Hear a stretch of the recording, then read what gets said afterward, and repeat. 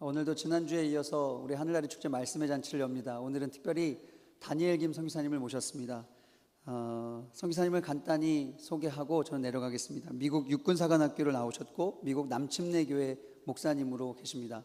현재는 전방위 선교사로 미국, 유럽, 일본, 아랍권 등을 다니시면서 말씀을 전하시는 귀한 사역을 하십니다. 말씀으로 만나는 게 제일 좋을 것 같습니다. 우리 선교사님 나오실 때 부활의 기쁨과 또 우리 함께 말씀을 나눌 수 있는 이 은혜, 감사한 마음 담아 하나님께 영광의 박수 올리겠습니다.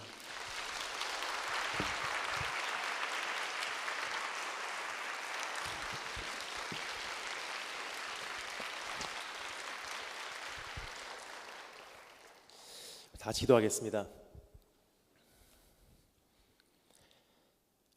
주님 감사합니다. 우리 위해 죽어주셨고 우리 위해 살아주신 주님을 찬양합니다. 우리의 부활의 첫 열매 되신 예수님, 우리 주님 바라보고 우리의 부활을 다시 한번 발견하게 하시고 그 부활을 통해 다시 한번 내 삶에 능력 허락하여 주시길 소망합니다. 오늘 이 시간 그 능력 소유한 자로 다시 한번 세상으로 빛으로 돌아가기를 소망하오니 하나님께서 오늘 이 시간 빛으로 우리에게 먼저 임하여 주시사 우리의 삶을 다시 한번 새롭게 설립해 주시길 소망합니다. 지금 이 시간 우리가 주님의 말씀에 귀를 기울여 볼 때 하나님 우리의 마음에 우리의 삶에 예수 그리스도의 보혈로 덮어주시사 깨끗게 하시고 정결케 하시고 주 성령께서 마음껏 우리에게 말씀해 주시는 시간 되기를 소망하옵고 지금부터 이 시간을 주님 손에 의탁하오며 살아계신 주 예수 그리스도 이름으로 기도합니다. 우리 주님 다시 사셨습니다. 아멘. 다시 사신 주님께서 오늘 이 시간 부활절을 맞이한 우리 한 사람 한 사람에게 이러한 부르심을 주시고 계십니다. 이제는 우리 주님 다시 사셨으니 예수와 함께 새롭게 시작하고 예수와 함께 동행하고 예수 한 분만으로 채워지는 그러한 삶을 살아내라. 그래서 오늘 이 시간 다시 내가 예수님과 함께 시작하고 주님과 함께 동행하기 시작하며 그리고 우리 예수 그리스도 한 분만으로 채워지는 삶을 살아가기 위해서 난 어떻게 하여야 하나, 세 가지로 오늘 이 말씀에 여러분과 함께 귀를 기울여 살펴보도록 하겠습니다. 세 가지입니다. 첫 번째, 예수가 말씀임을 인정하라. 두 번째, 예수를 전심 다해 정복하라. 세 번째, 예수를 영접하여 거듭나라. 이 세 가지를 여러분과 제가 함께 살펴봄으로 새로운 능력 소유하여 다시 한번 세상으로 우리 빛으로 돌아가시기를 주님으로 축원합니다. 첫 번째, 따라해 주시면 감사하겠습니다. 예수가 말씀임을 인정하라. 여러분, 그 어떠한 설교자, 어떠한 강사의 이야기가 아니라 우리 주님 말씀이 직접 그렇게 말씀하시고 계시다는 것을요, 우리 가슴에 되새기고자 또 확인하고자 읽어보도록 하겠습니다. 지금 읽은 이 본문 말씀 1절부터 4절까지의 말씀을 통해서 우리에게 예수가 말씀임을 인정하라, 우리에게 권면하시는 우리 주님의 음성을 함께 읽어보도록 하겠습니다. 1절부터 4절 다 같이 한 목소리로 읽도록 하겠습니다. 다 같이 읽겠습니다. 시작.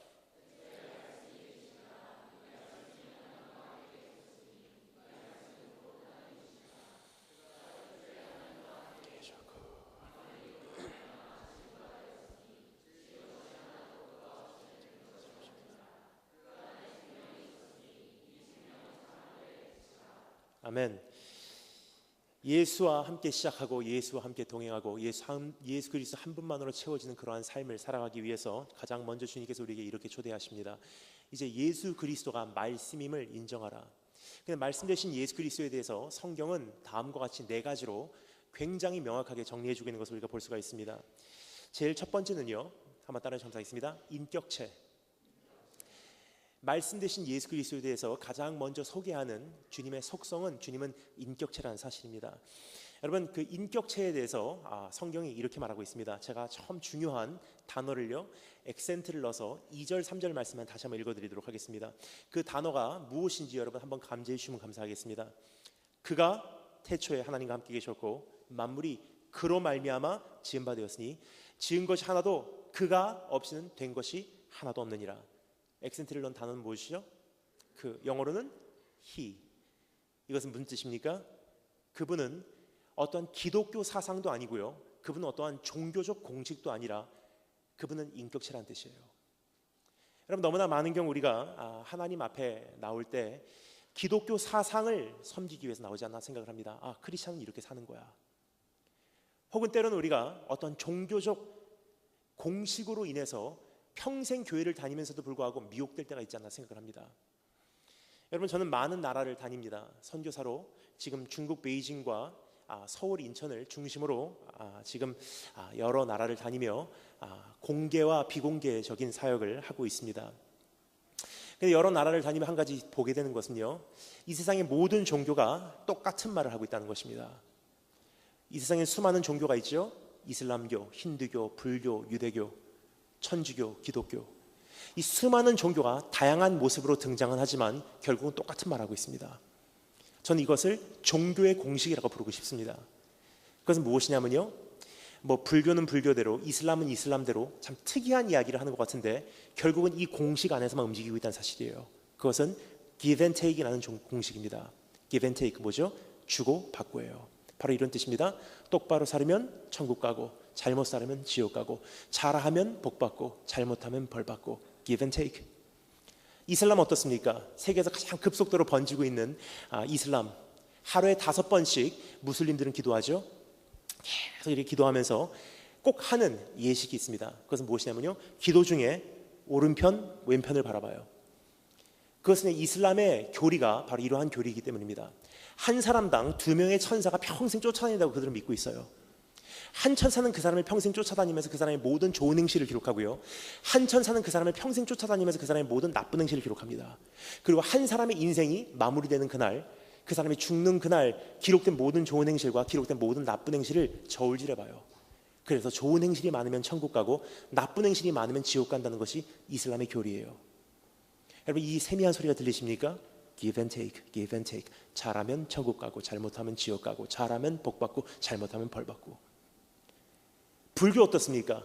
불교의 사체, 그러면 다 대단한 얘기하는 것 같아요. 돌을 닦아야지. 그냥 알고 보면 똑같은 얘기예요. 똑바로 살아, 착하게 살아, 열심히 살아. 그러면 죽고 환생할 때 인간으로 태어나. 하지만 잘못 살고 살인하고 도둑질하고 자기 중심만을 위해서 살게 되면 죽고 환생할 때 바퀴벌레로 태어날지 몰라. 뭐죠? give and take. 똑바로 살면 인간으로, 잘못 살면 바퀴벌레로. 안타까운 것은요, 평생을 주님을 믿는다고 하면서도 아직도 종교의 공식 안에서 주님과 교제하는 사람들이 너무 많다는 사실입니다. 하나님, 헌금했습니다. 복 주세요. 새벽 기도했습니다. 좋은 대학 보내주세요. 내가 성수주의를 했습니다. 사업 축복해 주세요. 어려움이 닥치면 여기까지 했는데 보관 주신 하나님 필요 없어요 하고 교회를 떠나갑니다. 뭐죠? give and take. 내가 잘못을 저질렀을 경우에 하나님께서 이제는 나에게 복을 거두어 가실까봐, 이제 나를 치실까봐, 이제 나의 사업을 무너뜨려 내리실까봐, 나의 진로를 가로막으실까봐 두려움에 떨고 있는 사람들이 아직도 교회를 다니면서도 불구하고 인격적으로 예수님을 만나지 못한 사람들의 모습입니다. 오늘 그 주님께서 우리를 초대하십니다. 내가 너를 위해서 죽었고 내가 너를 위해서 살았다는 의미 넌 아니? 즉 무조건적인 사랑으로 우리를 사랑하셨으니 그 사랑을 조금이나마 깨닫는 만큼 이제 하나님과 교제하라는 뜻이에요. 여러분, 저는 어렸을 때 저희 아버지가 뭐 하시는 분인지 잘 모르고 자랐어요. 저는 제1교포 3세입니다. 저희 아버지는 제1교포 2세예요. 일본에서 태어나시고 일본에서 자라신 분이십니다. 오히려 저보다도 우리말을 잘 못하시는 분이세요. 제 아버지는요, 일본에 계셨고 저는 그 당시 한국에서 잠시 살고 있었습니다. 10살 때까지 한국에서 외갓집에 살았습니다. 근데 아버지께서 이제 한 달에 몇 번씩 저를 보러 오시는 거예요. 아버지하고 저하고는 언어 장애가 있어요. 언어 문제가 있습니다. 아버지는 일본말밖에 못하시고 저는 그 당시 한국말밖에 못하고, 그러니까 아버지하고 저하고는 대화 소통을 하기 위해서는요, 몸짓 발짓 보디랭귀지예요. 그러니까 아버지께서 저에게 단순한 대화도 못하시는 거예요. 너 아이스크림 먹을래? 예를 들어서 오마 아이스크림을 타베르, 이거 물어보시기 위해서 오마 아이스크림, 이게 저하고 아버지하고 통하는 방법이에요. 그러니까 저는 아버지에 대해서 아는 게 없습니다. 단지 아버지 하시면요, 키가 크시고 체격이 크시고 피부가 새까마지고, 흑인 아닙니다. 그냥 피부가 새까마진 것 뿐입니다. 그리고 항상 정장에다가 검은 벤츠를 타고 다니세요. 그게 제가 아버지에 대한 유일한 이미지였었어요. 나중에 알게 됐어요. 저희 아버지 뭐 하시는 분인지. 알고 보니까 저희 아버지는 일본의 유명한 야쿠자이셨어요. 야쿠자 아십니까? Japanese Mafia. 여러분 야쿠자도 여러분 여러 가지가 있더라고요. 크고 작은 조직이 있어요. 저희 아버지께 소속돼 있었던 그 야쿠자 조직이요, 일본에서 가장 큰 조직이에요. 야마구치 구미라고 하는 조직입니다. 20만 명입니다. 20만 명인데 그 중에 딱 90명만 일본 말로 족계, 우리 말로는 집계라고 하죠. 그리고 나머지는 에다, 가지라고 해요. 그러니까 알고 보니까 굉장히 성경적이더라고요. 참포도 나무는 90명이요, 나머지 20만 명은 가지니 선한 열매를 맺지 못하는 야쿠자는 찍혀서 버림을 받으리로다, 뭐 그런 식으로. 저희 아버지는 어디쯤 계셨냐면요, 고베라는 곳에 본부가 있어요. 거기에 오야붕 혹은 그 구미조, 정말 연세가 많으신 할아버지가 두목이에요. 그리고 그 본부의 책임자로 지키고 있는 와카가시라, 기둥이라는 사람이 2인자가 지키고 있어요. 바로 옆에 교토라는 지역이 있습니다. 교토라는 지역은 일본에서 가장 역사가 깊은 지역이에요. 거기는 야쿠자 토박이들의 출신지입니다. 교토에도 기둥이 있어요. 교토의 책임자예요. 위에서부터 하면 2인자예요. 저희 아버지께서 교토 책임자로 30년을 야쿠자 생활하신 분이세요. 그런데 어느 날이었습니다. 저희 아버지께서요, 저를 보러 안 오시더라고요. 초등학교 한 1학년쯤 됐을 때 한 2년간을 아버지를 못 보고 지냈습니다. 엄마에게 여쭤봤어요. 엄마, 아빠 어디 계셔? 어머니께서 말씀 안 해주십니다. 아버지께서 저희를 버리고 떠나셨는 줄 알았어요. 나중에 시간이 지난 다음에 알게 되었습니다. 그 당시 저희 아버지께서는요, 구치소에서 재판을 받고 계셨어요. 그래서 이제 이해가 가요. 왜 어머니께서 그토록 많이 편지를 쓰셨는지. 그 당시 어머니께서도 편지를 일본말을 편지를 통해서 배우신 것 같아요. 밤새도록 사전을 찾아가시면서 아버지에게 편지를 쓰세요. 그 편지의 내용은 복음이었어요. 돌아오십시오. 하나님께서 당신을 무조건적으로 사랑하십니다. 당신의 죄가 어떠하든지 묻지 않습니다. 이미 다 해결되었습니다. 그분이 죽으셨고 그분이 살으셨습니다. 돌아오시면 새로운 시작이 기다리고 있습니다. 오늘 당장 시작할 수 있습니다. 돌아오시기만 하면 됩니다. 써서 수백 통을 보내시는 거예요. 근데 여러분, 사람의 마음은요, 하나님께서 끊임없이 우리의 삶을 찾아오시고 우리의 삶에 말씀하시고 우리의 삶을 계유하셔도요, 한순간인 것 같아요. 그때까지는 마음이 닫혀 있어요. 하지만 하나님께서 우리를 찾아오실 때는요, 우리의 삶에 침투해서 들어오시는 하나님이세요. 그 순간 갑자기 깨달아지는 거예요. 저희 아버지 같은 경우는요, 수백 통의 편지를 받을 때까지는 마음이 안 움직였어요. 근데 어느 날 밤에 갑자기 복음이 깨달아지는 거예요. 하나님, 정말 당신이 살아계신다면 왜 나를 사랑하십니까? 하나님이 정말로 나를 정말 살아계시다면 왜 나 같은 죄인 용서하시기를 원하십니까? 저희 아버지는 좀 사무라이 정신으로 하나님을 만나신 것 같아요. 옷을 입고 있는 게 죄송하더래요, 하나님 앞에. 나 같은 죄인은 옷으로 내 자신을 감출 만한 자격도 없는 사람입니다. 무릎 꿇고 앉아서 회개하려고 하는데 나 같은 죄인은 무릎 꿇을 만한 자격도 없는 사람입니다. 밤새도록 벌거벗은 상태로, 일어선 상태로 예수님 만났어요. 가슴을 치며 참회하고 하나님께 돌아오게 되었습니다. 그 다음날 창살에서 햇빛이 들어올 때 저희 아버지 입에서 나오는 첫 마디 고백, 많이 용서받았은즉 이제 많이 사랑해드릴게요. 여러분, 이 세상의 모든 종교는요, 이렇게 말합니다. 똑바로 살아, 착하게 살아, 열심히 살아, 모든 율법을 다 준행해, 그러면 용서해줄게. Give and take. 근데 복음은 오늘 우리에게 이렇게 말합니다. 내가 아직 죄인 되었을 때, 내가 아직 연약할 때 기약대로 그리스도께서 경건치 않은 자를 위하여 죽으셨도다. 의인을 위하여 죽는 자가 쉽지 않고 선인을 위하여 용감히 죽는 자가 혹 있거니와, 우리가 아직 죄인 되었을 때 그리스도께서 우리를 위하여 죽으심으로 하나님께서 우리에 대한 자기의 사랑을 확증하셨느니라. 그 사랑은 조금이나마 깨달으면 어떻게 되죠? 하나님, 이제 바로 살게요. 한번 사랑해 보겠습니다. 한번 바로 해보겠습니다. 이게 뭐죠? 하나님의 은혜예요. 그 예수님께서 오늘 우리에게 찾아오셔서 이렇게 말씀하십니다.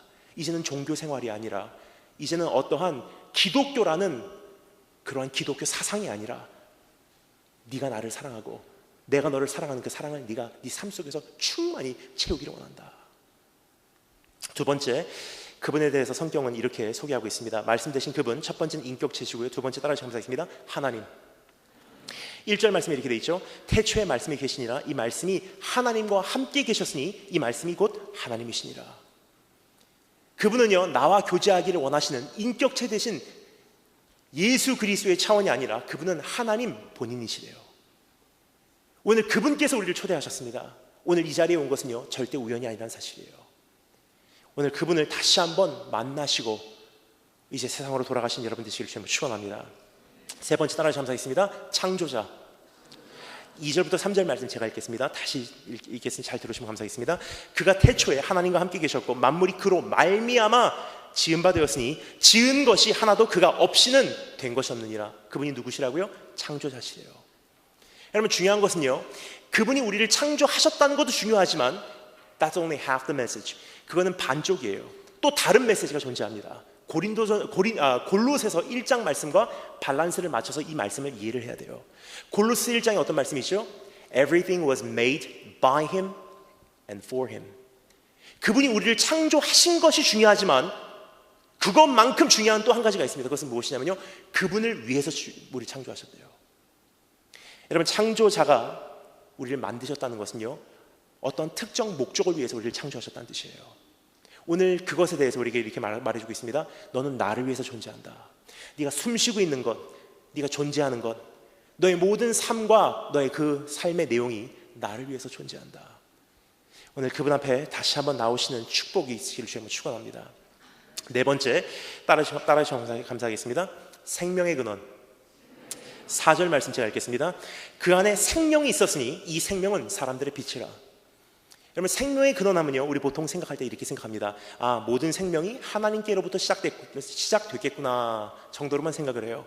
하지만 여러분, 오늘 이 말씀이 쓰여진 그 당시 고대 시대의 로마, 헬라인 그리고 유대인의 사상 안에는요, 생명이라는 것은 유기체이기 때문에 그 근원 자체가 무너지면 모든 것이 무너져 내리게 돼 있다는 것을 그들은 알고 있었어요.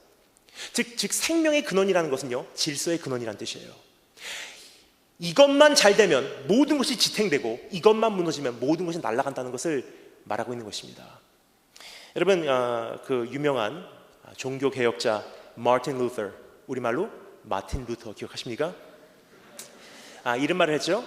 하나님께서 제일 첫 번째 계명 우리에게 주신 이유, 첫 번째 계명이 뭐죠? 주 여호와 하나님 외에 다른 신을 섬기지 말라. 근데 그것이 왜 첫 번째 계명이냐? 이것만 지켜지면요, 나머지 9가지는 흘러가게 돼 있어요. 그래서 첫 번째가 무너지면요, 나머지 9가지는 아무리 노력해도 지킬 수가 없을 뿐더러 지켜도 문제예요. 왜냐? 나의 의로 한 것이기 때문에. 예를 들겠습니다. 하나님만이 나의 유일신이요, 주님만이 나의 사랑의 대상이요, 주님 한 분만으로 나는 채워집니다. 하나님을 사랑합니다. 주님 한 분만의 그 음성에 내가 만족합니다. 하나님의 불꽃 같은 눈동자에 합격되는 것이 내 인생의 행복입니다. 그 고백이 되잖아요. 남에게 인정받기 위해서 살인하지 않습니다. 남에게 인정받기 위해서 남의 것을 탐내지 않습니다. 남에게 인정하기 위해서 도둑질하지 않습니다. 근데 하나님하고의 관계가 무너져 내리니까 어떻게 되죠? 내 자신을 채우기 위해서는 도둑질도 살인도 탐내는 것도 우리가 가리지 않고 한다는 사실이에요. 첫 번째만 지켜지면 나머지는 지켜지게 돼 있어요. 첫 번째가 무너지면 나머지는 당연히 무너집니다. 즉 여기서 말하고 있는 것은요, 오늘 다른 문제 수습하러 달려가지 말고 하나님과의 1대1 간의 문제가 회복되기를 원한다. 그것만 회복되면 모든 것은 다시 제자리로 돌아가게 돼 있대요. 자, 우리가 4가지 살펴보았습니다. 그분은 인격체, 하나님, 창조자, 생명의 근원. 근데 이것을 한마디로 요약해서 성경론을 이렇게 소개하고 있습니다. 그분은 말씀이시라.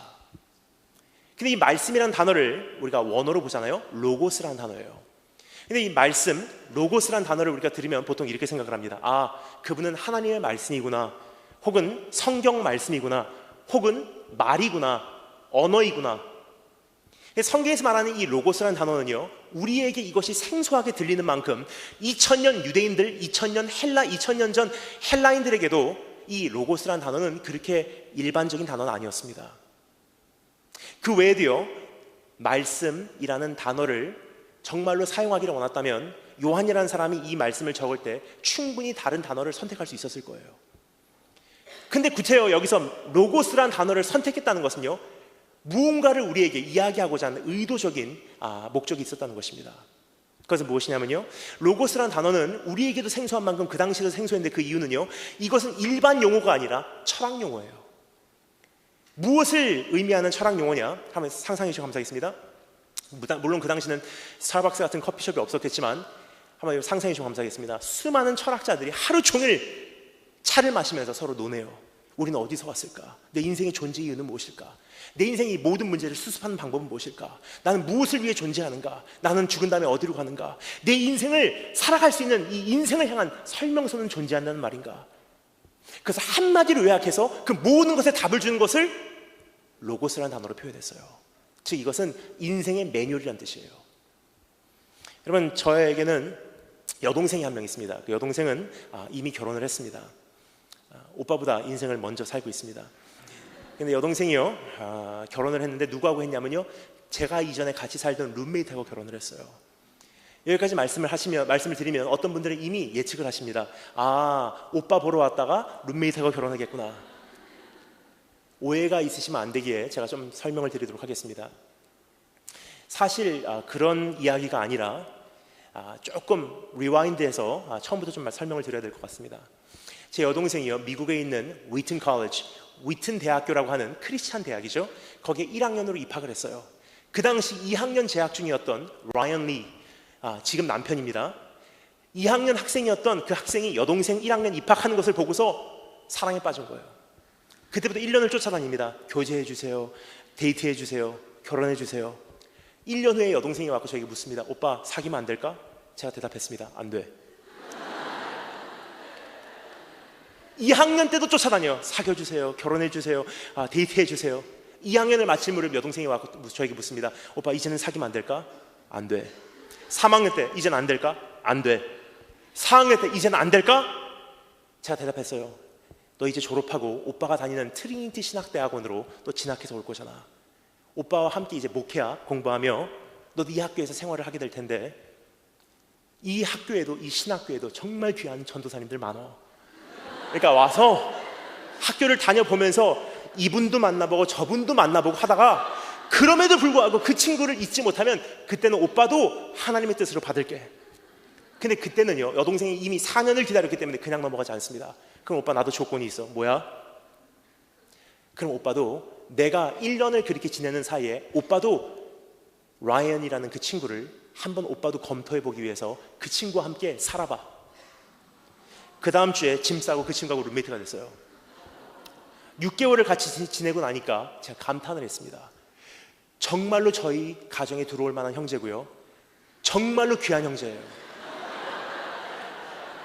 그래갖고 여동생에게 이야기하기 전에 그 친구에게 이야기했습니다. 프로포즈 해라. 이미 4년 동안을 친구로 지냈기 때문에 서로에 대해서 굉장히 잘 알아요. 그래서 데이트도 해보기 전에 프로포즈를 했어요. 그리고 승낙하고 그때부터 1년간 결혼 준비를 하는 사이에 전 그 친구가 룸메이트를 이어서 하고요. 제가 룸메이트가 된 지 딱 1년 반 만에 여동생 결혼하고 여동생은 그 집으로 들어오고 전 그 집에서 쫓겨났습니다. 이게 저희 집 스토리예요. 정말 귀한 형제예요. 아마 저에게 여동생이 또 한 명 있어도요, 그런 형제 찾았을 거예요. 근데 그 형제가 그래도 인간인지라 저하고 안 맞는 게 있어요. 체온이 안 맞습니다. 여러분, 제가 살던 미국의 시카고라는 곳은요, 한겨울 날씨가 체감온도 영하 30도까지 떨어져요. 바람이 부는데 윈드시티, 바람의 도시예요. 바람이 칼날같이 느껴질 때가 있어요. 그러니까 저는요, 어떤 생활을 하냐면요, 추우니까 일단 온도를 최고로 올리고 집안에서는 반팔 반바지 입고 돌아다녀요. 근데 라이언이라는 그 친구는요, 비즈니스 메이저, 비즈니스 전공이다 보니까 계산을 하는 거예요. 결혼하기 전까지는 얼마를 모아야 되는데 독합니다. 온도를 최하로 낮추고 잠바 입고 돌아다녀요. 제가 올리면 낮추고 올리면 낮추고 올리면 낮추고. 근데 여러분, 여동생이 있는 오빠가 약해지더라고요. 그래서 제가 그 친구에게 부탁을 했어요. 너에게 맞춰줄게. 하지만 굉장히 춥다. 어떻게 하면 좋겠니? 그러니까 그 친구가 저에게 이렇게 말합니다. 그러면 형, 내 방에 전기 난로가 있어. 그 전기 난로 형이 가져가. 그래서 제 방으로 끌고 들어왔어요. 막 조작을 해봤습니다. 안 켜지더라고요. 막 눌러봤는데요, 이게 잘 작동이 안 돼요. 3일을 기다렸어요. 굉장히 추웠습니다. 도저히 안 되고 3일 만에 뒤집어 갖고 보니까 다른 버튼이 있어요. 그 버튼을 눌렀습니다. 따뜻해져요. 이제 됐다. 제가 부엌으로 가서 이제 부엌에서 이제 차 한 잔 마시려고 끓이고 있는데 갑자기 제 방에서 타는 냄새가 나는 거예요. 방으로 돌아가 보니까 전기난로에 불이 붙었어요. 알고 보니까 그 조작해서는 안 되는, 눌러서는 안 되는 버튼을 제가 눌렀더라고요. 여러분, 그 전기난로에도 매뉴얼이 있어요. 어디서 만들어졌는지, 무엇을 위한 것인지, 어떻게 조작하는 것인지. 제대로 조작하지 못하면요, 그 역할을 아예 못 해버리든지 아니면 우리 집뿐만이 아니라 옆집까지도 불태워 없애버릴 정도의 엄청난 위력이 담겨져 있는 것이 전기난로예요. 근데 하나님께서 우리 인생을 창조하시면서 매뉴얼이 없이 창조하셨을까요? 메이커, 어디서 왔는지, 어디로 가는지, 무엇을 위해서 존재하는지, 어떤 온도 이상은 높여서는 안 되는지, 어디를 가서는 안 되는지, 어떻게 살아가는지, 그것을 잘 활용을 못하면 인간의 구실조차를 못하고요, 그것을 잘만 활용하면요 정말로 복된 인생을 살 수 있다는 거예요. 그럼 오늘 여기서 이렇게 말합니다. 그 매뉴얼 알기를 원하니 그 매뉴얼은 예수 그리스도예요. 우리는 여러분 아직까지도요 수많은 멘토들을 찾아서, 수많은 프로그램을 향해서, 수많은 세미나를 향해서, 수많은 애드바이스를 원해서 지금 달려가고 있다는 사실이에요. 그것이 나쁜 것은 아닙니다. 하지만 여러분, 비본질적인 것은요 본질을 상실해버리면 아무런 소용없다는 사실입니다. 오늘 이 시간 다시 한번 우리가 인정하기를 원합니다. 주님만이 나를 위해서 죽으시고, 주님만이 부활의 첫 열매 되셨으니, 주님만이 내 인생의 매뉴얼이요, 난 주님 한 분만을 이제 어떻게 살아가야 될런지 이제 주님 한 분 바라보고 내가 달려가기를 소망합니다. 그렇게 결단하시는 분들 아멘으로 화답해 주시면 감사하겠습니다. 예수가 말씀을 인정하라. 두 번째 따라 감사하겠습니다. 예수를 전심 다해 정복하라. 예수 그리스도를 전심 다해서 정복하라고 우리에게 권면하신 주님의 말씀을요 직접 읽어보도록 하겠습니다. 우리 오늘 함께 다루고자 하는 이 본문 말씀을요 5절부터 11절까지 말씀을 다시 한번 읽어보므로 예수를 전심 다해 정복하라 함께 읽겠습니다. 시작.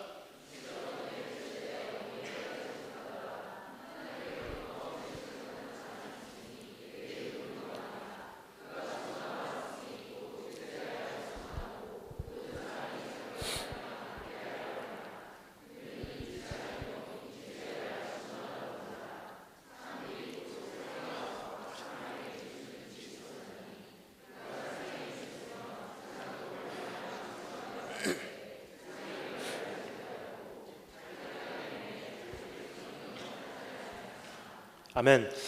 첫 번째, 예수 그리스도가 말씀임을 인정하라. 그분이 내 인생의 유일한 매뉴얼이라는 사실을 인정하고 그분을 받아들이고 예수와 함께 시작하기로 작정하고 주님 한 분과 함께 동행하기로 결단하며 예수 그리스도 한 분만으로 채워지는 인생을 사는 것입니다. 자, 두 번째는요, 이제 예수 그리스도를 전심 다해서 정복하래요. 여기까지 말씀드리면 어떤 분들이 이렇게 생각하십니다. 내가 예수님께 정복을 당하는 건 알겠는데 예수 그리스도를 정복하는 것은 도대체 무슨 뜻입니까? 여러분, 근데 저는요 이 단어를 제가 만들어낸 단어가 아니에요. 오늘 성경에서 그렇게 말하고 있어요. 그 이유는요, 우리말로 이렇게 돼 있죠. 빛이 어둠에 비침해 어둠이 빛을 깨닫지 못하더라. 근데 영어로 보잖아요. 이렇게 돼 있습니다. The darkness did not overcome the light. 어둠은 빛을 정복하지 못하더라 돼 있어요. 우리말로는 깨닫는다, 이해한다, 안다. 영어로는 이긴다, 정복한다. 굉장히 다른 번역이에요. 왜 그럴까요? 원어를 보잖아요. 이런 단어가 사용되고 있습니다. 카탈람바노라는 단어예요. 근데 이 단어 안에는 이해한다, 깨닫는다, 혹은 이긴다, 정복한다라는 이 양쪽의 단어를 다 이 의미를 내포하고 있어요. 그냥 가만히 생각해보면 사실 이해하는 거나 깨닫는 거나 정복하는 거나 이기는 거나 같은 뜻이더라고요. 왜 그렇습니까? 예를 들어서 수학을 정복한다, 무슨 뜻입니까? 수학을 이해하고 수학을 공부하고 수학을 연구하고 수학을 흡수해버리고 수학에는 모든 질문을 내가 다 해결해버리고 수학을 완전히 내가 꿰뚫어버렸기 때문에 뭐라 그러죠? 수학을 정복했다고 얘기해요. 빛이 어둠에 비쳤음에 어둠의 빛을 깨닫지 못했다는 것은요, 2000년 전에 주님께서 주님의 백성에게 자기 땅에 오셨지만 그 백성들이 하나님 앞에 저지른 죄는 무엇이냐? 예수 그리스도를 흡수하지 못한 죄예요.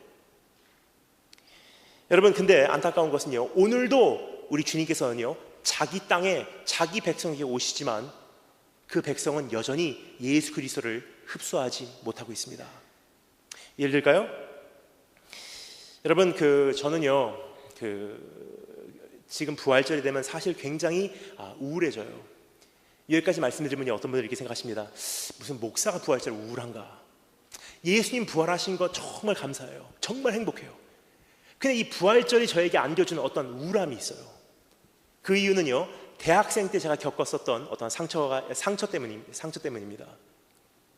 제가 이제 고등학교 3학년을 졸업하고 미국에 있는 육군사관학교로 입학을 했어요. 사관학교 입학을 했는데, 여러분 사관학교는 입학한다고 안 그러죠? 입대한다 그러죠. 딱 입학을 하니까 첫날입니다. 차렷 자세를 세워놓고 머리를 다 밀어요. 그리고 제복으로 갈아입혀놓고 그때부터 소리를 지르기 시작합니다. 한 사람이 1학년당 5명의 선배가 붙어서 소리를 지르기 시작해요. 앞에서 양옆에서 뒤에서 1cm 띄워놓고 막 소리를 지르는 거예요. 얼굴에다 침 뱉고 바가지로 물을 갖고 머리에다 끼얹고 뒤에서 등을 때리고, 어떤 선배는 뒤에서 등을 긁고 있어요. 이것을 우리나라에서는 설명할 필요가 없습니다. 사실 이것을 우리나라에서는 잘 설명하는 좋은 단어가 있습니다. 갈굼이라고 하죠. 첫날 그 갈굼의 시간이 있었어요. 막 소리를 지르는데요, 제가 저에게 들려오는 첫 마디가 있었습니다. 지금까지 잊지 못합니다. 막 소리를 지르는 가운데 들려오는 첫 마디, You dirty chink, go back to your country. 이 더러운 중국놈아, 네 나라로 돌아가라. 검은 눈동자 검은 머리카락의 더러운 중국놈아, 너를 이 학교에서 용납할 수가 없어. 160년 동안의 역사가 있는 이 학교에서 너 같은 중국놈을 졸업시킬 수가 없어. 네가 좋은 말 할 때 이 학교에서 자진해서 나가든지 아니면 네가 나갈 때까지 우리는 밤마다 네 방을 찾아갈 거야. 이게 저를 향한 입학식이었습니다. 이 선배님들이요, 정말로 약속을 잘 지키세요. 새벽 3시만 되면 저를 찾아오십니다. 자고 있으면요, 2층 침대에서 자는 저 방문을 차고 들어오십니다. 선배님들이 2층 침대에서 자다가 깜짝 놀라서 내려오려고 하는 순간 저를 자꾸 떨어뜨려요. 퉁! 그럼 발로 밟고 푸시업을 시켜요. Sir 1, Sir, Sir 2, Sir. 참 인종차별이라고 하면요, 이가 갈릴 만큼 싫었어요. 근데 잘 견디고요, 하나님께서 저에게 견딜 힘을 주셔서 잘 통과하고 첫 번째 외출 허가를 받았습니다. 여러분 군대 다녀오신 분들 잘 아시죠? 외출 처음으로 할 때 어떤 느낌입니까? 있는 거 없는 거 다 달고요, 다 갈고 닦아서 완벽한 모습으로 드디어 외출을 했어요. 근데 그날 저는 배웠습니다. 나가면 안 되는구나. 그 이유는요, 제가 사관학교 생활했던 그 지역이요, 미국에서 인종차별이 가장 심한 지역이에요. 찰스턴, 사우스캐롤라이나. 그 찰스턴, 사우스캐롤라이나라는 곳은 어떤 곳이냐? 미국의 고대 수도예요. 지금 그 찰스턴이라는 도시 안에는 어떤 곳이 있냐면요, 아직까지도 옛날에 노예를 사고 팔고 했었던 노예시장 건물이 국보급으로 남아있는 곳이에요. 북쪽에서 웨스트 포인트 학생들을 태우고 링컨 대통령의 명을 입고 노예를 해방시켜라 하고 내려오는 북쪽의 군인이요, 이제 포트 섬터라고 하는 찰스턴 앞바다로 들어왔을 때 The Citadel, 남쪽에 있는 저희 사관학교 생도들이요, 그것을 보고서 대포를 쏴서 그 배가 침몰돼서 시작된 것이 남북전쟁이에요. 지금까지도 저희 학교는요, 미국 국기에다가 경례를 하면서 모자를 벗으면요, 남쪽 국기가 달려져 있어요. 그러니까 저도 모르고 사자굴로 제 발로 걸어 들어간 거예요. 그날 외출해서 아무것도 모르니까 길거리를 걸어가는데 갑자기 백인들 2명이 자동차를 타고 가다가 창문을 내려요. 그러는 저에게 소리를 지릅니다. Get that chink! 저 중국놈 잡아라 그래요. 자동차를 돌리고 쫓아오기 시작합니다. 모자를 벗어들고 얼마나 도망갔는지. 그날 잡혔으면 어떻게 됐을까요? 잘 모르겠지만 아마 이렇게 돼도 이상하지 않았다고 생각합니다. 멀지 않은 때에 멀지 않은 곳에서 비슷한 사건이 하나 있었어요. 어느 흑인이 길을 걸어가는데 백인들 2명이 자동차를 타고 가다가 저 흑인 잡아라 해서 그 흑인을 잡아서 밧줄로 발을 묶어갖고 자동차 뒤에다 매달고요, 20km를 달렸어요. 얼굴에 껍질이 벗겨질 대로 벗겨져서 시체를 알아볼 수가 없습니다. 그런 곳이었었어요. 그러니까 그날 저는 배웠어요. 나가면 안 되는구나. 그때부터 저는 금요일날 딱 되잖아요, 생도들이 다 외출, 외박, 휴가 나가요. 그럼 저는 그때부터 책상을 양손을 붙듭니다. 가만히 앉아 있어요. 외로움의 강도가요, 여러분 어느 한계를 넘잖아요, 감정적으로 외롭다가 아니에요. 바늘을 한 주먹 쥐고 가슴을 파내는 느낌이에요. 육체적으로 아파요. 가만히 앉아있으면 부들부들 떨려요. 눈물이 툭툭툭툭. 금요일, 토요일, 주일 그렇게 보냅니다. 그리고 월요일 다시 학교를 시작해요. 그러니까 주말이라 그러면 굉장히 이가 갈렸어요. 2학년 생도가 될 때 하나님께 저에게 위로를 주세요. 아르바이트. 학교에서 아르바이트 할 수 있는 기회를 주셨어요. 그 아르바이트는 어떤 아르바이트냐면요, 그 학교 안에 있는 우체국에서 제가 아르바이트를 합니다. 새벽 3시에 출근이에요. 새벽 3시에 출근하면 이제 트럭 한가득 도착하는 우편물들이 있어요. 그것을 이제 생도들의 우편함에다 넣는 거예요. 201, 217, 376. 그런데 부활절, 크리스마스, 추수감사절, 발렌타인데잖아요. 평소보다도 4배, 5배 되는 양의 우편물이 도착을 해요. 다 넣는데요, 굉장히 마음 아픈 것은요, 제 거는 하나도 없어요. 여러분, 사실 부활절이 되기 전까지는요, 크리스마스가 되기 전까지는요, 추수감사절이 되기 전까지는, 혹은 발렌타인이 되기 전까지는요, 사람들 사이에 숨어 삽니다. 근데 그러한 특별한 절기가 되면요, 사랑하는 사람들끼리 뭉치기 시작해요. 연인들끼리 뭉치기 시작합니다. 가족들끼리 뭉치기 시작해요. 그러면 제가 아무도 없다는 것이요, 두드러지게 나타나기 시작해요. 그러한 절기 전까지는 사람들 사이에 그냥 묻혀 살아요. 숨어 삽니다. 근데 그날은 사람들이 더 화려한 곳에 가고요, 화려한 옷을 입고요, 화려한 음식 먹어요.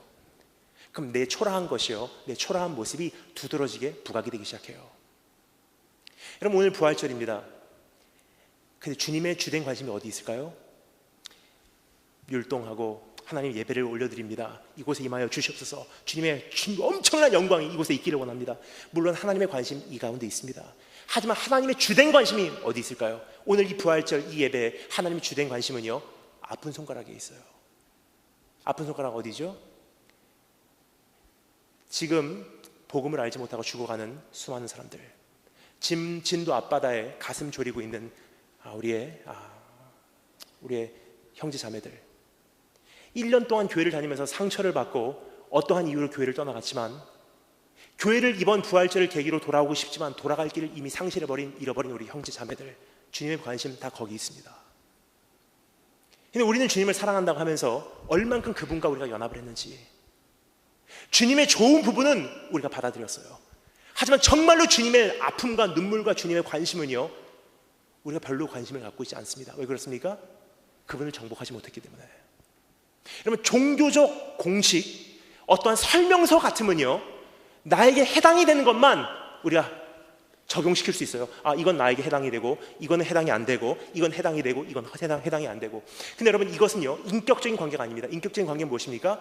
All or nothing. 전체를 받아들이냐, 아니면 받아들이지 않냐예요. 여러분, 어떤 사람하고 교제할 때 여러분 이렇게 교제하신 적 있으십니까? 넌 이 모습은 좋아, 난 이 모습만 교제할래. 안 그러잖아요. 인격체라는 것은요, 그 사람의 전체를 받아들이냐, 아예 받아들이지 않냐예요. 근데 그분께서 말씀하십니다. 너 나를 인격체로 받아들이냐? 다른 말로, 너 나를 정복했니? 우리 주님께서 주신 메시지는 이것입니다. 자, 이 설명서 줄게. 이 설명서대로 살아 하면요, 설명서 읽어가면서 우리가 이거 오케이, 이거 필요 없고, 이거 오케이 할 수 있어요. 근데 이분이 어떻게 됐다고요? 설명서로 오신 분이 아니세요. 우리의 인생의 로고스, 말씀 되신 그분은 어떻게 됐다고요? 말씀이 육신이 되어 이 땅에 오셨어요. 즉 주님께서 우리에게 주신 것은요, 이렇게 살아가 아니라, 자, 이렇게 사는 거야, 자, 이렇게 사는 거야, 잘 봐, 살아내셨어요. 우리 주님 어떻게 사셨습니까? 왼뺨 맞으면요, 오른뺨 내놨어요. 왼손이 하는 거 오른손이 모르게 하시고요, 평생 머리 둘 곳도 없이 돌아다니셨고요, 하나님 한 분 신뢰하고 십자가 돌파하셨고요, 그분의 영혼을 아버지께 올려드리고 부활을 기다리셨고요. 주님께서 말씀하세요. 인생 이렇게 사는 거야. 내가 매뉴얼이야. 나 잘 봐. 인생 이렇게 사는 거야. 여러분, 우리가 예수 그리스도를 믿는다고 하면서, 그분을 따른다고 하면서, 그분의 좋은 부분은 우리가 다 흡수를 해요. 하지만 굉장히 많은 부분들, 예수님 따라가면 고난이 있고, 예수님과 함께하면 내가 희생을 해야 되고, 그분의 관심이 있는 잃어버린 영혼들에게 다가가기 위해서는, 빛으로 세상으로 돌아가기 위해서는 내 자신을 버려야 하고, 환난을 감수하고 핍박을 감수하고 미움받는 것을 감수하고 외로움을 감수하는 것은 나하고는 별로 연관이 없어요. 그래서 오늘도 역시 주님께서는 자기 땅에 자기 백성에게 오셨으나 아직도 영접받지 못하고 있다는 사실입니다. 이제 이 부활절을 계기로 다시 한번 세상의 빛으로 돌아가기를 원하시는 분들, 예수와 함께 연합해서 예수를 정복한 모습으로 주님과 함께 영광도 받지만 그와 함께 고난도 받기 위해서 잃어버린 영혼에게 주님의 관심으로, 주님의 눈물로 돌아가신 축복이 있을 줄 축원합니다. 여러분, 그래서 주님께서 우리에게 이렇게 말씀하시는 것 같습니다. 우리가 하나님의 후사요, 그리스도와 함께한 후사니 우리가 그와 함께 영광을 얻기 위하여 고난도 함께 받아야 되느니라. 뭐죠? 영광과 고난 함께 받아들이는 것이 예수를 정복하는 거예요. 세 번째, 따라서 감사했습니다. 첫 번째는 예수가 말씀을 인정하라. 두 번째, 예수를 전심 다해 정복하라. 세 번째, 따라 정사하겠습니다. 예수를 영접하여 거듭나라.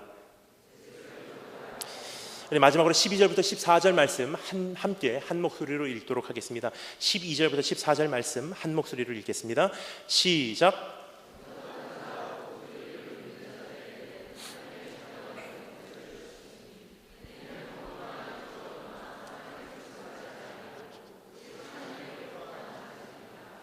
아멘.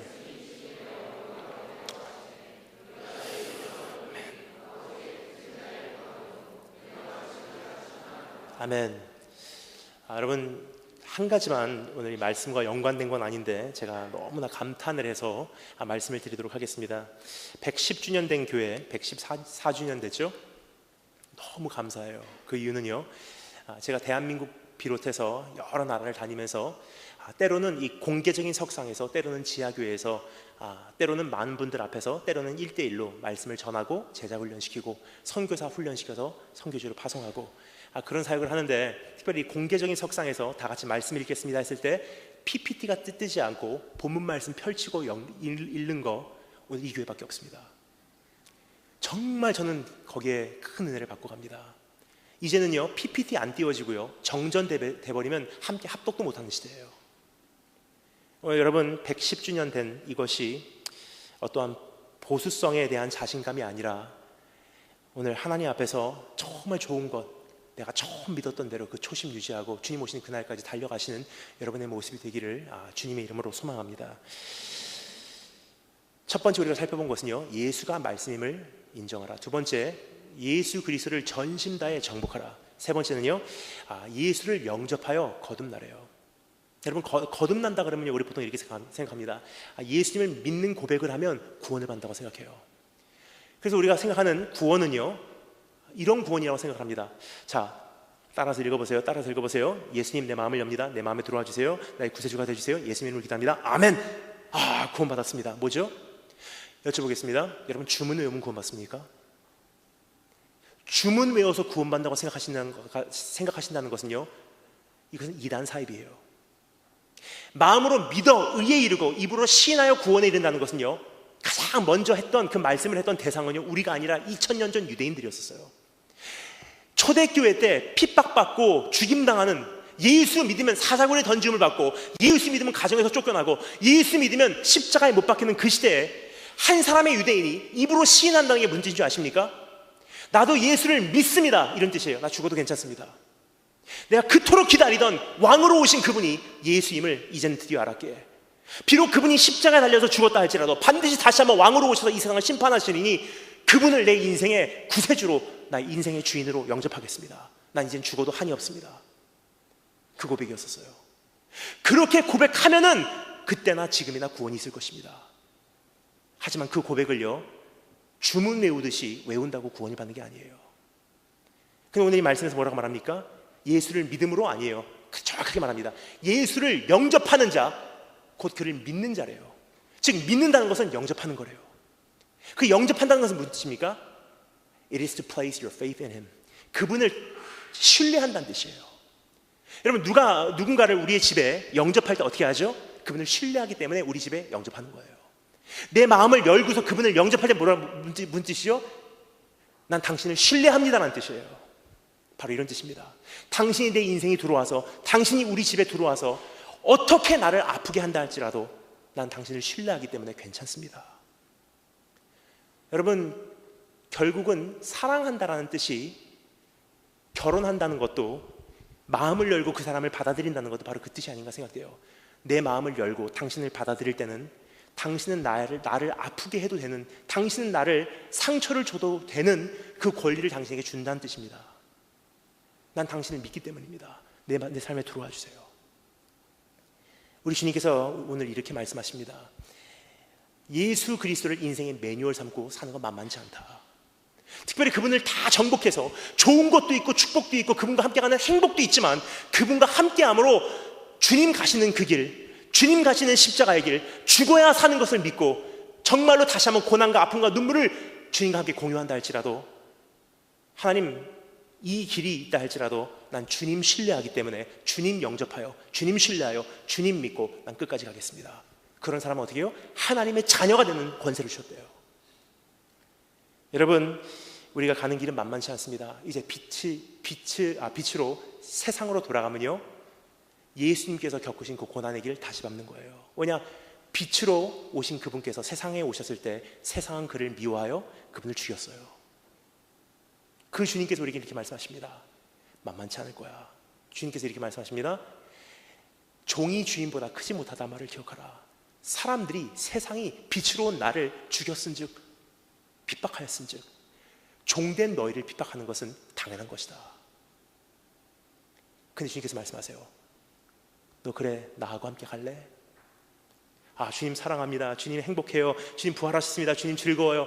부부는 내가 영접했어요. 하지만 예수를 정복한다는 것은요, 이것도 좋지만 영광을 얻기 위하여 내가 고난도 함께 받아야 되느니라. 다 흡수된다는 뜻이에요. 오늘 그 삶으로 우리를 영접하십니다. 주님께서 말씀하세요. 그럼에도 불구하고 네가 나를 정말 신뢰하면 이 길 끝까지 달려낼 수 있어. 비록 가는 길이 막막하고, 하나님 정말 살아계십니까? 내가 버림받았습니까? 하나님 어디 계십니까? 하나님 왜 지금 내가 하는 일이 맞습니까? 그런 날도 올 거야. 하지만 네가 정말로 나를 신뢰한다면 이 길 끝까지 갈 수 있어. 여러분, 그분 우리가 신뢰할 만한 분이신데 어느 정도 신뢰할 만한 분이신지 여러분 아십니까? 저는요, 사관학교 다녔다고 그러면요, 어떤 분들이 이렇게 생각하십니다. 군사학 전공했겠구나. 근데 여러분, 사관학교는 군사학 전공이 없습니다. 사관학교도 다른 전공들이 다 있어요. 보통 대학교 똑같습니다. 군사학은 필수 과목이에요. 그러니까 저 같은 경우는요, 사관학교에서 심리학을 전공했어요. 근데 제 여동생이 위튼 대학교, 크리스찬 대학교를 다니면서 여동생도 오빠를 본받아서 그런지 심리학을 전공했어요. 서로 떨어져 살았습니다. 전 찰스턴 사우스캐롤라이나, 여동생은 시카고. 졸업한 다음에 여동생 심리학하고 제 심리학하고 비교를 해봤어요. 저는 제가 사관학교에 다닐 때 심리학 전공하면서 정말 이게 심리학이구나 제 나름대로 생각을 했는데, 졸업을 한 다음에 여동생이 배우고 있는 심리학하고 비교를 해보니까 깜짝 놀랐어요. 심리학 색깔이 다른 거예요. 여동생 크리스찬 대학교의 심리학, 내적 치유, 상처 치유, 상담학, 힘들었죠. 당신을 사랑합니다. 하나님 당신 사랑하시죠. 사관학교 심리학, 저 사람에게 어떻게 공포 분위기를 조성해 줄까? 전쟁 심리, 고문학, 심지어는 이런 수업까지 있어요. 이제 장교로서 임관에서 전쟁에 나가게 되면 전쟁에서 POW, 전쟁포로로 끌려갈 날이 올 것이다. 그때는 고문을 당하게 될 텐데, 적어도 고문하는 사람과 고문을 당하는 우리의 심리전이 펼쳐진다는 사실이에요. 저는 근데 그 고문학을 들으면서 굉장히 지금까지도 기억에 남는 것이 있어요. 그것은 무엇이냐면요, Everybody breaks down in torture. 내가 누구이건 간에 고문은 사람을 깨트리게 돼 있어요. 고문이라는 것은 one size fits all이 아니에요. 한 사이즈로 만들어진 게 아닙니다. 고문이라는 것은 custom made, 한 사람에 맞게 디자인된 거예요. 어떤 사람은 손가락 한 개를 부러뜨려야지 얘기하는 사람이 있어요. 어떤 사람은 손가락 10개를 다 뽑아버리지 않으면 타협 안 하는 사람이 있어요. 고문이라는 것은 그 사람을 한 사람당 다 그 사람의 한계까지 이끌고 가는 것이 고문의 목적이기 때문에 하나의 스탠더드가 없다는 사실이에요. 즉, 한 사람에게 맞췄기 때문에 모든 사람이 결국은 깨지게 돼 있어요. 시간 문제예요. 고문하는 사람들이 뭐라 그러죠? 어차피 깨지게 돼 있어. 차라리 고난을 좀 덜 받고 차라리 지금 타협해. 근데 여러분, 고문을 당하면서 가장 힘든 게 뭐냐면요, 고문이라는 것은 옵션을 준다는 거예요. 그냥 막 힘들게 하는 게 아니에요. 고문의 가장 힘든 것은 무엇이냐면요, 타협해, 살려줄게. 말해, 놔줄게. 한 번만 배반해, 그러면 풀어줄게. 옵션이 있다는 거예요. 그러니까 내 안에 있는 심리전이 굉장히 심해요. 타협할까? 한 번만 배반할까? 왜냐? 내 안에 풀려날 수 있는 능력이 있으면서도 불구하고 고난을 겪으면서 의도적으로 선택을 하는 거예요. 난 끝까지 배반 안 하겠습니다. 그래서 고난이 힘든 거예요. 왜냐? 사람 몸 안에는요, 장치가 있습니다. 내 자신을 보호하기 위한 장치가 있어서요, 어느 정도 고난이 한계를 넘잖아요. 그러면 내가 그렇게 원치 않아도요, 내 몸이 내 자신을 보호하기 위해서 반사 반응을 보이게 되어 있습니다. 내 자신을 보호하기 위한 장치예요. 예를 들어서 정말 사랑하는 여자친구가, 정말 연약한 여자친구가 제 팔을 비튼다고 한번 생각해 보겠습니다. 팔을 막 비틉니다. 아파 하다가 정말 사랑하는 여자친구인데도 불구하고 여자친구가 막 팔을 비틀 때 이제 팔이 퍽 하고 나갈 것 같잖아요. 내가 원치 않더라도 내 몸이 반응을 해요. 반사 반응. 어떻게 하죠? 아파 하다가 퍽 나가기 전에 나도 모르는 사이에 아프단 말이야, 퍽! 사람 몸은요, 자기 자신을 그 한계를 못 넘게 자기 자신을 보호하게 만들어졌어요. 그래서 여러분, 그렇게 되면요, 순교한 사람들 보면 굉장히 대단한 거예요. 제정신으로 한 사람들 없습니다. 왜냐? 자기 몸은 자기 자신을 보호하게 만들어졌기 때문에 사자굴에 던져짐을 당해서 할 수 없이 죽는 거 아닌 이상 마지막 순간에 배반할 수 있는 기회를 주면요, 인간은 누구나 배반하게 돼 있어요. 그래서 순교하시는 분들 보잖아요. 대단한 것이 무엇이냐면요, 숨이 넘어가려고 할 때 드디어 예수 그리스도께서 보좌에서 일어나셔서 오 하는 몽롱한 가운데 천국 가버리는 거예요. 마치 마약에 취해서 가는 것과 같이 하나님 엄청난 그 아름다움과 거룩함 바라보고 그때 몽롱한 가운데 내 영혼이 세상과 나는 간 곳 없고 구속한 주만 보면서 가는 것이 순교예요. 자, 그런데 여러분, 예수님의 십자가 사건 생각할 때 가장 힘들었던 부분이 뭘까요? 아니에요. 예수님이 십자가에서 가장 힘들었던 것은요, 사람들에게 배반당하는 것 아니에요. 이미 아셨어요. 너 나 배반할 거야. 돌아올 것도 아셨어요. 돌아올 거야. 십자가에서 가장 힘들었던 부분이 뭐였을까요? 제 생각에는요, 심리전이었어요. 내려올 수 있는 능력 다 있었어요. 입김 하나로 앞에 있는 사람들 다 쓸어버릴 수 있는 능력 예수님 안에 다 있었어요. 천군 천사 동원시켜서 앞에 있는 사람 다스릴 수 있는 능력 다 있었어요. 근데 말할 수 없는 통증이 내 몸을 가로지를 때마다 주님께서 순간순간 선택을 하십니다. 하나님, 난 오늘 여기서 내려갈 수 없습니다. 내 안에 있는 능력 난 오늘 사용하지 않겠습니다. 내 몸의 한계를 맞이하고도 그 능력 사용하지 않으세요. 십자가 달렸을 때 여러분, 양쪽에 못을 박죠? 근데 이 손이 심장보다 윗부분에 위치하고 있어요. 그럼 어떻게 되냐면요, 1시간 정도는 힘들지만 견딜만해요. 하지만 1시간이 넘어버리면 어떻게 되냐면요, 심장보다 위에 손이 위치하고 있기 때문에 호흡곤란이 시작돼요. 그리고 허파가 그 기능을 상실해버립니다. 그때부터 수영하는 사람들 같이 십자가에서 행동을 해요. 어떻게 하냐? 양쪽으로 못이 달려있으면요, 이 못에, 박혀있는 못에 내 몸에 있는 모든 체중을 지탱하고 올라가요.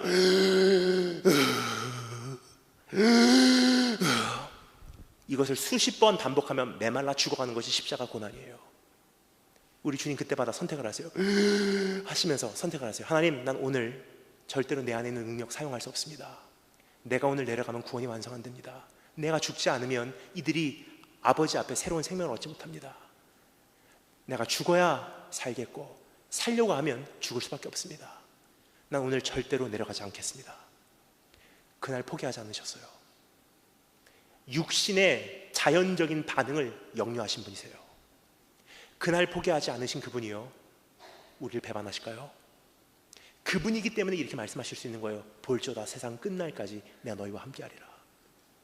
그 정도 분이시라면 비록 그분을 따라가는 길이 힘들고 막연하고 아프고 외롭고 고독하다 할지라도 신뢰할 만한 분이시기에 우리는 그분을 영접할 수 있고요, 주님이라는 그분이 걸으신 그 모든 것을요, 이제는 우리가 흡수할 수 있는 능력이 내 안에서 탄생됩니다. 다시 기도하겠습니다. 기도할 때 우리 목사님 올라오실 때까지 여러분 한 가지 놓고 함께 기도하도록 하겠습니다. 이렇게 기도했으면 좋겠습니다.